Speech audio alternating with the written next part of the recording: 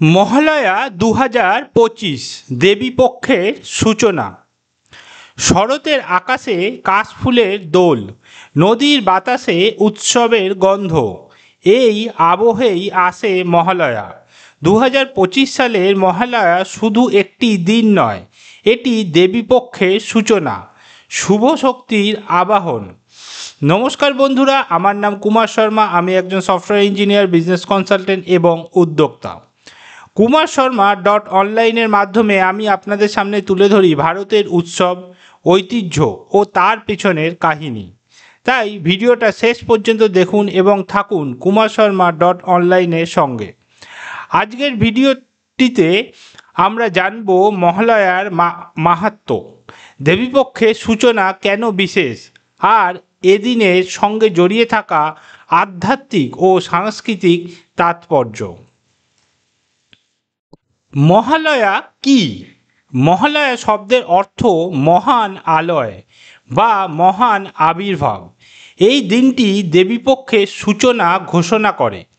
পিতৃপক্ষ বা শ্রাদ্ধপক্ষের সমাপ্তি ঘটে মহালয়ার মাধ্যমে, আর শুরু হয় দেবী দুর্গার পূজা আহ্বান। ভোরবেলায় গঙ্গায় তর্পণ, চণ্ডীপাঠ আর মহিষাসুর মর্দিনী রেডিও সম্প্রচারের সঙ্গে বাঙালির মন ভরে ওঠে উৎসবের আবেশে। দেবীপক্ষের সূচনা। মহালয়ার দিন থেকেই দেবীপক্ষ শুরু হয়। বিশ্বাস করা হয় এদিন ভগবতী দুর্গা কৈলাস থেকে মর্তে আগমন করেন।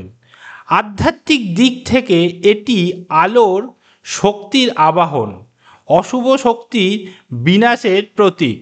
দেবীপক্ষ মানে শুধু পূজা নয়, মানসিক জাগরণও। মহালয়ার ঐতিহাসিক ও সাংস্কৃতিক তাৎপর্য। 1931 সালে প্রথমবার রেডিওতে সম্প্রচারিত হয় মহিষাসুর মর্দিনী। আজও ভোর 4টে বাঙালি ঘুম ভেঙে সেই সুর শুনতে বসে। একদিকে পিতৃপুরুষদের প্রতি শ্রদ্ধা, অন্যদিকে দেবীর আহ্বান। এই দ্বৈত রূপেই মহালয়া একটি অনন্য দিন। মহালয়ার আচার ও রীতি। ভোরে গঙ্গায় তর্পণ করে পিতৃপুরুষদের শ্রদ্ধা নিবেদন করা হয়। পরে পরিবারে চণ্ডীপাঠ শোনা, বাড়ি পরিষ্কার, আলপনা আঁকা, সব মিলিয়ে মহালয়া হলো পুজোর প্রস্তুতির সূচনা। অনেকেই বিশ্বাস করেন এদিন তর্পণ না করলে পূর্বপুরুষদের আশীর্বাদ অপূর্ণ থাকে। পুরাণে মহালয়ার তাৎপর্য। দেবী মহাত্ম্যে বলা হয়েছে মহিষাসুরের অত্যাচার থেকে দেবতাদের রক্ষা করতে মা দুর্গা আবির্ভূত হন। মহালয়া সেই বিজয়ের সূচনা। শাস্ত্রমতে পিতৃপক্ষ শেষ হলে দেবীপক্ষ শুরু হয়, অর্থাৎ পূর্বপুরুষদের সন্তুষ্ট করার পর দেবীর আরাধনা সফল হয়। মহালয়া 2025 সালের তারিখ ও সময়। 2025 সালে মহালয়া পালিত হবে 21শে সেপ্টেম্বর রবিবার। সূর্যোদয়ের সময় গঙ্গায় তর্পণ করা বিশেষ শুভ। এই দিনেই চণ্ডীপাঠ শুরু হলে মনে করা হয় দেবী নিজে মর্তে আগমন করেন। মহালয়ার আধুনিক রূপ। আজকের দিনে মহালয়া শুধু ধর্মীয় আচার নয়, এটি একটি সাংস্কৃতিক উৎসবও। টিভি, ইউটিউব, সোশ্যাল মিডিয়াতেও মহিষাসুর মর্দিনীর অনুষ্ঠান সম্প্রচার হয়।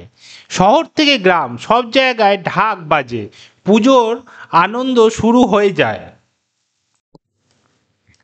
মহালয়া মানেই শুধু দেবীপক্ষের সূচনা নয়, এটি আমাদের আত্মিক জাগরণের দিন। পূর্বপুরুষদের আশীর্বাদ নিয়ে আমরা দেবীর আবাহন করি। 2025 সালের মহালয়া হোক নতুন শক্তি, নতুন আশার সূচনা। আপনাদের মহালয়া শুভ হোক, পুজো আনন্দময় হোক। বন্ধুরা, আজকের ভিডিও এখানে শেষ করছি। আশা করি মহালয়া 2025 দেবীপক্ষের সূচনা নিয়ে আজকের আলোচনা আপনাদের ভালো লেগেছে। ভিডিওটি ভালো লেগে থাকলে অবশ্যই লাইক, শেয়ার এবং কমেন্ট করতে ভুলবেন না। আরও এমন তথ্যবহুল ভিডিও দেখতে আমাদের চ্যানেল সাবস্ক্রাইব করুন। পরবর্তী ভিডিওতেও আমরা আবারও নতুন টপিক নিয়ে হাজির হব। ততক্ষণ পর্যন্ত থাকুন kumarSharma.online এর সঙ্গে।